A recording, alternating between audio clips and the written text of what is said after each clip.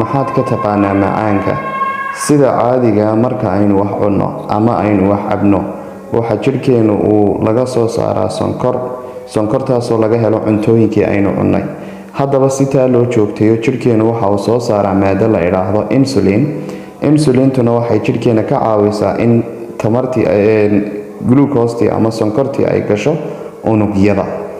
Haddaba haddii insulintu ay yaraato amaba la soo deyn waayo, waxa dhacaysa inaan sonkortii aanay gelin unugyada, deedna ay ku badato sonkortii jidhka dhexdiisa. Haddaba sidaynu taa u fahanno, waxaynu doonaynaa inaynu isla fahanno sida caadiga ee loo xakameeyo jidhkeenu uu sonkorta u xakameeyo.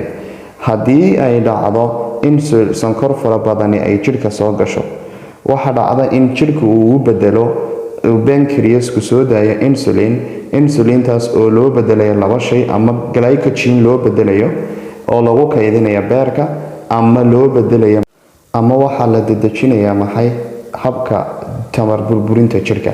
Haddii haddaba sonkor fara badani ay jidhka soo gasho, si normalkii loogu ilaaliyo waxaa la soo daayaa insulin fara badan si jidhka loogu ilaaliyo normal.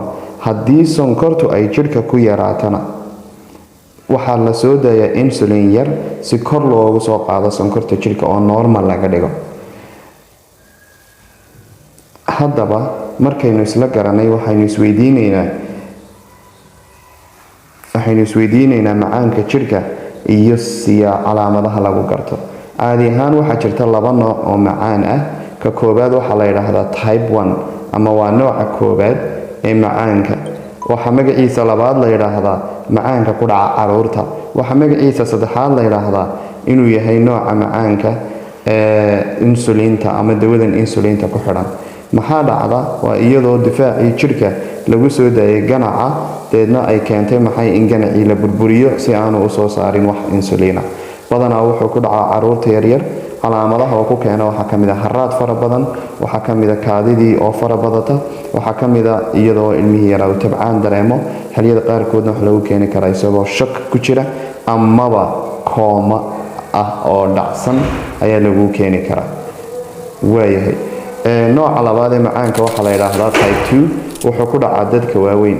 Waxyaabaha ugu dhibaatada badan leh ee ka yimaada waxaa ka mid ah obesity-ga ama miisaanka faraha badan leh, iyo cunnada faraha badan leh, iyo fadhiga faraha badan leh, iyo iyadoo qofkii poor lifestyle uu ku jiro oonu si fiican u noolayn, oo footballkii ama lifekii noloshii aanu wax saameyn oo fara badan ama wax jimicsiyo fara badan aanu samaynahayn. Haddaba haddii ay sonkorta jidhka fara badato, waxay u baahan tahay dhakhtar caafimaad oo hore uga gaadha oo kantaroola, siiyana dawooyin xakameeya sonkorta jidhka. Asalaamu calaykum waraxmatullaahi wabarakaatu.